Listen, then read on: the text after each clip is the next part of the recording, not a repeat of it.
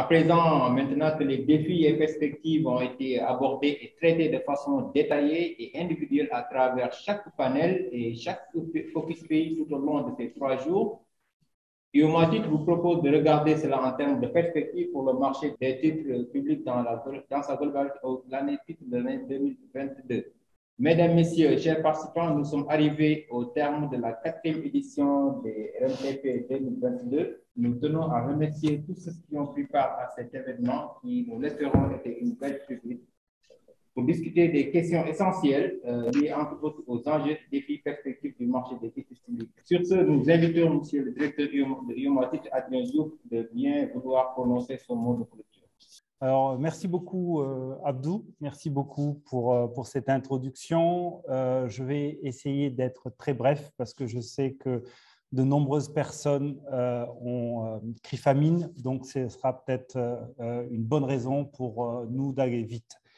Alors, juste dire que c'est vraiment avec beaucoup de fierté que je suis là, que je reviens devant vous après ces 3 jours pour un peu clore ces rencontres, mais surtout aussi ce qui serait le plus intéressant, c'est de faire un premier bilan rapide de ces quelques jours. Donc, au terme de ces 3 matinées qui ont été intenses et riches en échanges et en partage autour de la thématique de cette 4e édition qui est la gestion de portefeuille en zone UEMOA, levier de performance des investissements sur le MTP, c'est avec beaucoup de plaisir que je viens vous faire un bilan avec vous. Comme toujours, je sais que les attentes ont été grandes. La première de toutes les attentes, je crois, c'était le défi technologique, logistique et le défi de la participation. Je pense que sur ces aspects, nous pouvons être globalement satisfaits. Bien sûr, il y a eu quelques couacs techniques, mais c'est difficile d'avoir un événement de ce type sans couacs techniques. En ce qui concerne la participation, je crois qu'elle a été aussi au rendez-vous pour un événement aussi technique que le nôtre. On a eu en moyenne un peu plus de 120, entre 120 et 130 participants à nos événements et certains panels ont même eu à peu près 200 connexions enregistrées.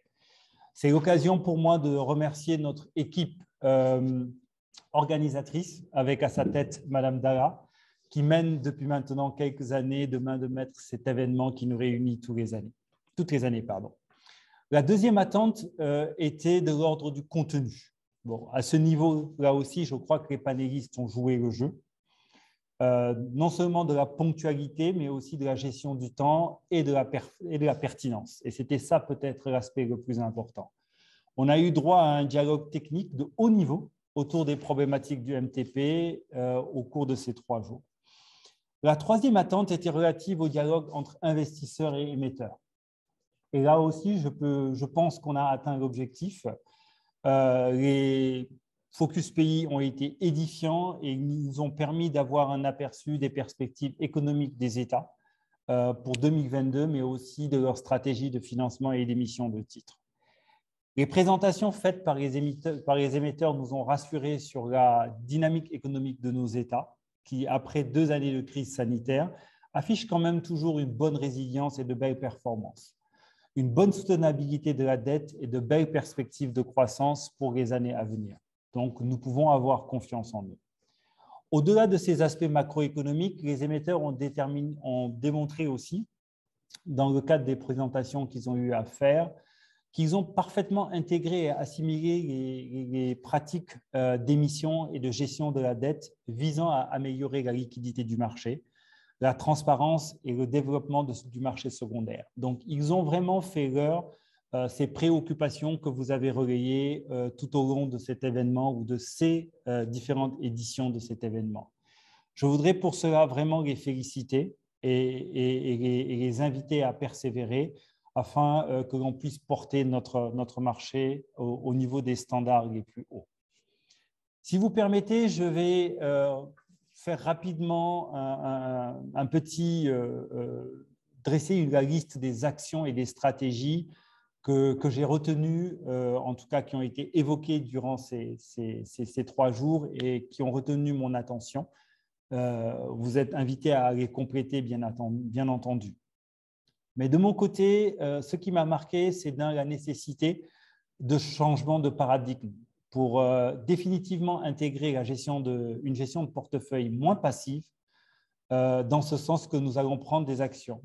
Et dans ce sens, pardon, nous allons prendre des actions pour mettre à niveau notre offre de formation et notamment la certification CISI UMOA qui devrait s'attaquer à cette question. Le second point, c'est l'importance et l'impact de la politique macroéconomique de la zone UMOA dans notre activité quotidienne et en particulier pour un meilleur développement du MTP. Je crois que c'est revenu, ça a été une constante qui est revenue dans chacun des panels. Cette question a été abordée. Il en est de même pour le défi de la transparence des prix et les récentes contributions de notre organisation dans la mise en place de reporting par rapport au marché secondaire visent un peu à relever ce défi-là. On a aussi parlé de l'importance des outils du digital pour promouvoir les offres de produits et faciliter la connaissance de la clientèle, mais aussi le défi lié à l'identification, notamment à la signature électronique. Les défis de la commercialisation des OPCVM via les réseaux bancaires, mais surtout à l'éducation financière. Je parlerai même de vulgarisation. Ça a été encore le cas lors du dernier panel où on a souligné un peu l'importance de cela. Le plébiscite aussi de la nouvelle politique de diversification des produits proposés que nous allons poursuivre tout au long de l'année. Je n'avais pas annoncé un bilan. Oui, c'est aussi l'occasion pour nous de vous informer sur un peu l'avancée des plans d'action. Depuis la deuxième session de ces rencontres, on avait décidé un peu, au sortir de chaque rencontre, de dresser un peu un bilan des actions à mener et de suivre la mise en place de ces actions-là tout au long, à chaque année, en fait, lors de chaque édition de ces REMTEP. Donc, c'est l'occasion de le faire. Le premier point, c'était un des premiers thèmes que nous avions abordé, qui était la dynamisation du marché secondaire. On avait identifié un certain nombre d'actions qu'il fallait mettre en place pour justement dynamiser ce marché secondaire. La première d'entre elles, c'était la plateforme transactionnelle du MTP, qui, je vous rassure, est et restera un marché de gré à gré. Ça, c'est une option forte qui a été vraiment posée et ce n'est pas l'existence d'une plateforme qui en fera autre chose. Ce projet aujourd'hui est en phase de déploiement avec les équipes de la Banque centrale et on espère que très rapidement, à la fin de cette année 2022, nous pourrons avoir une plateforme, au plus tard début 2023, qui vont permettre de transiger un genre de marketplace, mais on vous reviendra avec les détails. Mais en tout cas, sachez que cette action avance bien et qu'on espère qu'elle sera très rapidement opérationnelle. Nous avions aussi parlé de la difficulté de transiger et de la nécessité de mettre en place une convention de marché régissant les acteurs du MTP. Ça aussi, c'est quelque chose qui a été fait, qui est mis en place, qui est disponible et on vous invite à venir la signer. Certaines personnes ont commencé, certains participants ont commencé à la signer. On va bientôt publier la liste des signataires, mais on vous invite vraiment massivement à venir participer à la mise en place ou à la mise en œuvre de cette convention qui est désormais disponible. On avait aussi parlé de l'ouverture effective de notre plateforme au SGI. C'est une réalité, je ne vais pas revenir là-dessus. Ils sont aujourd'hui partie prenante de Sagetti et transigent et en tout cas peuvent participer pleinement à tout ce que nous faisons. La courbe des taux, je ne vais vraiment pas revenir là-dessus parce qu'on en a parlé et des spécialistes en ont parlé mieux que je ne pourrais le faire. C'est une réalité. On est en train de regarder comment aller de l'avant pour l'améliorer. Il y a des pistes qui ont été identifiées et notamment la possibilité de passer sur une courbe de taux basée sur des cotations, voire sur des prix du marché secondaire. Donc, c'est en train d'être fait. Pour sûr, on aura la cotation à la fin de cette année. Pour le marché secondaire, cela dépend de l'évolution un peu de ce marché et des opérations qui y sont faites. Il y avait aussi la nécessité évoquée par certains participants d'avoir un plan stratégique de développement de notre marché dans sa globalité. Ça aussi, on espère pouvoir vous en proposer une ébauche lors des prochains REMTEP. Les travaux sont en train d'être menés et nous vous contacterons probablement, ou sinon vous êtes libre de le faire, pour vos contributions, parce que comme on le dit à chaque fois, c'est une œuvre commune que nous sommes en train de réaliser. Alors, pour terminer, je voudrais juste aborder 2 points. Le premier, en fait, c'est de souligner, j'ai un peu anticipé dessus, le fait que cet événement reste le vôtre et que nous vous encourageons à partager avec nous vos suggestions, vos recommandations pour une amélioration de cet événement et en particulier, nous restons à votre écoute pour le choix du thème de la 5e édition qui devrait nous réunir dans 1 an, jour pour jour.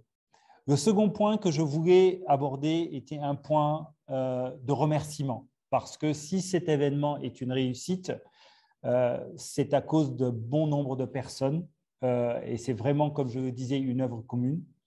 Je voudrais commencer par remercier les acteurs du marché, vous, pour votre participation active, votre soutien constant à chacun des événements que nous faisons et surtout en faisant vivre ce marché et en le faisant évoluer de manière quotidienne. On voit avec la qualité des débats, la qualité des questions, on voit comment ce marché est en train de se transformer et en train d'évoluer et on est vraiment content de et fier de ce que nous sommes en train d'accomplir. Je ne peux pas ne pas remercier les panélistes pour la belle performance. Franchement, quelqu'un l'a dit pendant les panels, quand on regarde la question des ressources humaines, on se rend compte qu'on a des ressources humaines de qualité dans notre zone et c'est eux aussi, ces panels sont pour nous l'occasion de mettre en avant certains profils et ces ressources humaines-là et de montrer combien notre marché est un marché où on a la possibilité de faire de grandes choses parce qu'on a les ressources pour ça. Je vais aussi remercier nos partenaires institutionnels en premier, FSD Africa et SOAGA, pour leur accompagnement tout au long de cet événement, dans sa préparation, mais aussi dans sa mise en œuvre, en participant activement à l'événement, mais aussi notre partenaire média, tout nouveau, Africa 24, qui nous a accompagnés tout au long de cet événement. Je ne peux pas terminer sans revenir nominativement sur l'équipe organisatrice de cet événement. Comme je l'ai dit un peu plus tôt, il s'agit de Madame Dara, qui mène de main de maître et crée et en fait coordonne un peu toute l'organisation de cet événement.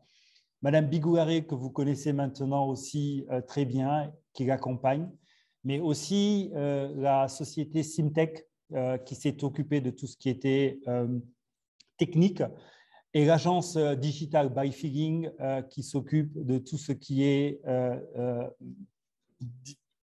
dissémination de ces débats sur les réseaux sociaux, de le relayer en fait sur les réseaux sociaux et sur la toile en général. Mais aussi M. Abdou Diaw, qui est un fin connaisseur de notre marché et qui tend à devenir notre MC attitré. Abdou, merci beaucoup pour l'accompagnement que tu fais au quotidien du MTP, mais aussi pour tes prestations lors de ces rendez-vous maintenant annuels. Donc, je vous donne rendez-vous justement dans 1 an, en espérant que nos retrouvailles seront cette fois-ci encore en présentiel. En tout cas, on croise les doigts en espérant que cette satanée pandémie nous aura quittés.